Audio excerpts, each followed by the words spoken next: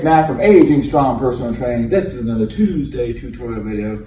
And today I'm talking about how to modify overhead movements when it comes to exercise. So one of the things we specialize in, one of our specialty areas here at Aging Strong Personal Training is working with the older adult population. And many of our clients, their doctors basically as a blanket statement are telling them to avoid overhead movements.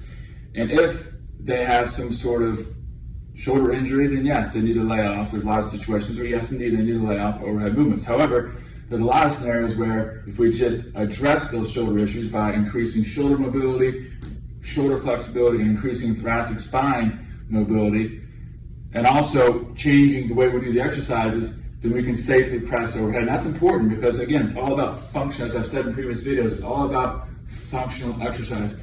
We need to be able to do, ideally, overhead movements in our everyday life. So, for example, we need to be able to lift overhead to get something out of a cupboard. We have to lift to put a bag into an overhead compartment on an airplane. Washing the hair, those are all examples of activities that require us to lift and bring our arms overhead. So we can modify, like I said, through flexibility and mobility, but also modify the exercises to make them more suitable to work around any limitations that we may have. So for example, a typical shoulder press, a typical motion would be like this. This is called shoulder abduction, when our elbows are out. Okay?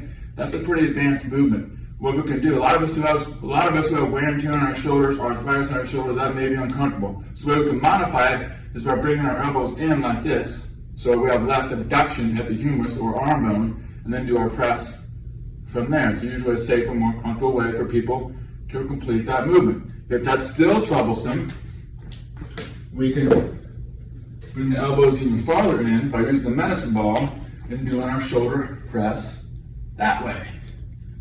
And the beauty of this is that we can make this, and as I said before, it's all about function exercise.